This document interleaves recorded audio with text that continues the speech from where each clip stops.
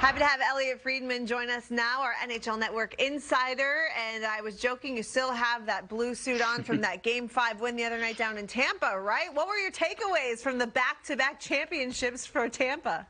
Well, first of all, Jamie, this is not the same suit. I mean, as a true fashion icon, I would not wear the same suit 2 shows in a row. So that's not the case. My impressions down there were, number one, what a great thing to be at a game with full attendance again. That's the thing I really enjoyed the most, was seeing a full crowd, an excited crowd. That building was wired that night. Those fans were great. I loved being in there in a building with the anticipation where the home team could win the Stanley Cup. It was something. I mean, I don't think I'd been to a game with a full crowd in almost 17 months. I think the last game I attended was the All-Star Weekend in St. Louis.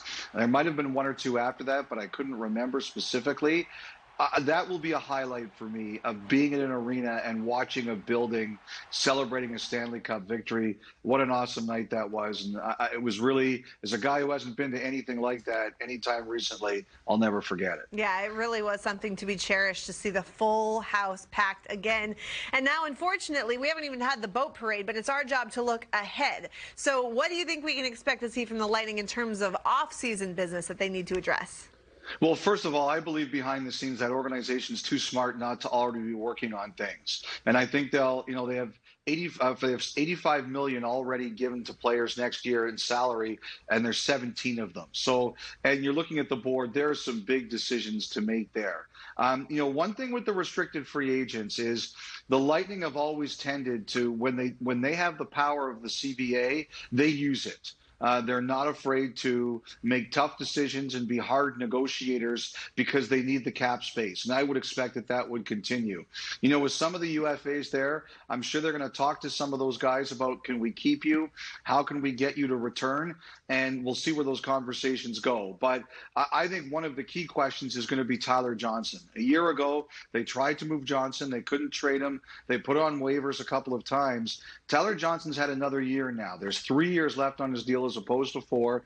And also, he was a player who played pretty well this year and showed good attitude in a very difficult situation. I've had a debate with some GMs and agents. They say it'll be easier to move Johnson this time for the Lightning. That could be key to a lot of their decision-making. I think they've got their core guys they absolutely want to keep. Their Hedmans, their McDonoughs, their Sergachevs, their top line, Yanni Gourde, and they'll work around there to see what they can do. I mean, those are the guys that drive the bus, and I think they're going to do anything they can to keep those, and they'll keep those players and work around them. Stamkos is an interesting one. Last year, he would not waive his no-move clause. I think he was playing hurt during the Stanley Cup final this year. I wouldn't expect him to be willing to go anywhere, so we'll see where all of this goes. Yeah, and then you think about that third line, though, and how important they were. There's a lot of big names still in Tampa when you go down the depth chart that could be on the move. And speaking of the offseason, give us some players to keep an eye on as we enter this free agency period.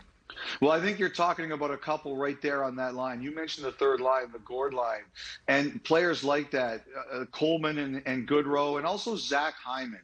I think those players who bring a bit of an edge to your team, that are nasty kinds of players who bring an edge and can play with good players and can score. I think you're going to see a lot of talk around those kinds of guys. Zach Hyman, I'm under the impression that barring a major change, he will not be back with Toronto, and he'll hit the market. I think teams like Edmonton and Detroit, among others, are going to be looking at him. I think Coleman and Goodrow from Tampa, those players will be hitting the market. I know, like, for former general managers like Brian, there's never any tampering, but there are conversations, and I think those conversations about these kinds of players are already going on out there. I think those players will be heavily in demand, and I think you're going to hear a lot of talk about them over the next couple of days. Well, we've heard from David Poile about some discussions as well with the Seattle Kraken, trying to figure out if they can make sure they know who's being taken when, so they can kind of inform their decisions going forward. And so, following the ridiculous success of the Vegas Golden Knights, what do you expect for the Kraken going into their expansion draft in less than 2 weeks? Well, Jamie, the number one thing I expect is for the Kraken to keep up maximum financial flexibility. A lot of people out there and fans hope the Kraken will take this contract that their team doesn't want or that contract their team doesn't want. From what I've heard about Seattle, they want to go out and they want to make sure that they keep their financial flexibility for years to come. So I'm not expecting them to take a lot of big long-term deals. One of the teams I've been very curious about has been Philadelphia.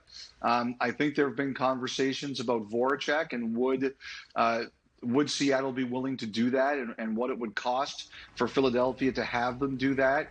I think those conversations have been pretty in depth. We'll see where they go. But a couple of teams have told me actually, though, that Seattle's been slow playing it. Like very careful about letting teams know about their decisions. And it's driving some of those teams crazy, but that's kind of Ron Francis's way. I think it makes for epic drama for 2 nights, or 2 weeks from now, I should say. Thanks so much for the time, Elliot, and good luck getting some time off over the next few weeks when everything is going on. Well, it'll take me 3 weeks to get the haircut, so I'm gonna book that. Okay, we'll let you get right to that.